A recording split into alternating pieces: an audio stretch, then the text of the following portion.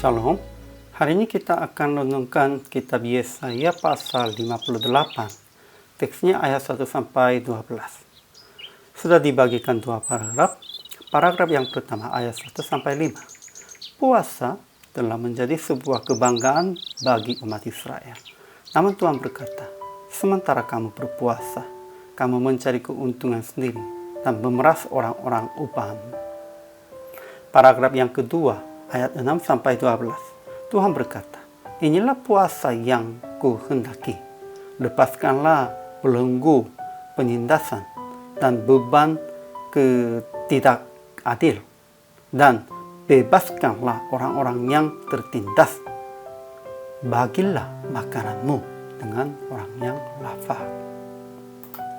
Kesimpulannya, Tuhan berkata kepada Nabi, berteriaklah sekuat tenaga, bertahanlah kepada umatnya. Puasa telah menjadi sebuah kebanggaan bagi umat Israel. Mereka berpikir dan berkata bahwa menyembahnya setiap hari dan ingin mengetahui kehendaknya, seolah-olah mereka melakukan yang baik dan setia kepada hukumnya.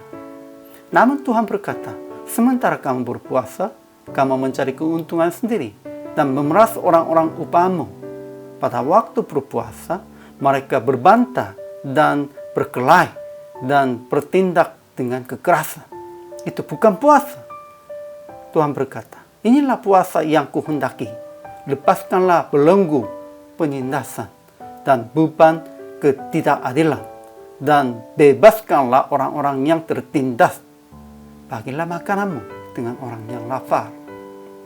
Kita harus bertindak yang adil dalam kehendaknya. Kalau kita melakukan demikian, terangnya akan menyingsing bagi kita seperti fajar. Tuhan berkata, berilah makan kepada orang lapar dan tolonglah orang-orang yang tertindas. Kalau kamu berbuat begitu, maka kegelapan di sekitarmu akan menjadi terang siang. Inilah janji dan berkat Tuhan bagi kita. Akhirnya, kita akan seperti taman yang cukup airnya, seperti mata air yang tak pernah menjadi kering.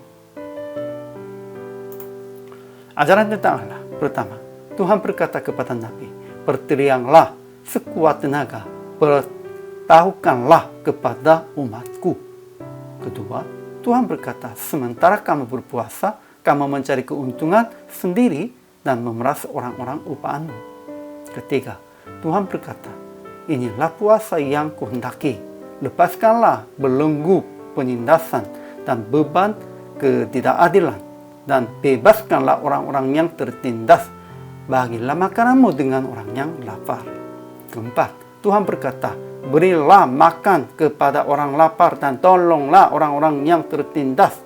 Kalau kamu berbuat begitu, maka kegelapan di sekitarmu akan menjadi seterang siang. Inilah janji dan berkat Tuhan bagi kita. Kalau begitu sudah jelasnya, bagaimana kita harus melakukannya? Ajaran tentang manusia. Pertama, puasa mereka telah menjadi sebuah kebanggaan bagi umat Israel.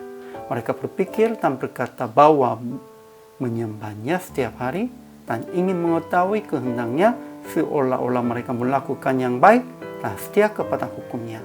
Ini pikirannya mereka begitu. Namun di hadapan Tuhan itu tidak layak. Mereka bukan berpuasa, lebih dekatnya penyembahan berhala. Kedua, pada waktu berpuasa mereka berbantah dan berkelahi dan bertindak dengan kekerasan. Itu bukan puasa. Ketiga, kita harus bertindak yang adil dalam kehendaknya. Kalau kita melakukan demikian, terangnya akan menyingsing bagi kita seperti fajar. Keempat, akhirnya kita akan seperti taman yang cukup airnya, seperti mata air yang tak pernah menjadi kering. Tuhan akan mencukupi kita. Tuhan pasti menyertai kita. Aplikasinya, pertama, jangan bermegah yang berpuasa secara tidak makan, tidak minum. Itu orang yang lain pun juga biasanya begitu. Dan demokrasi pun juga orang-orang yang demokrasi pun juga kadang-kadang mereka puasa.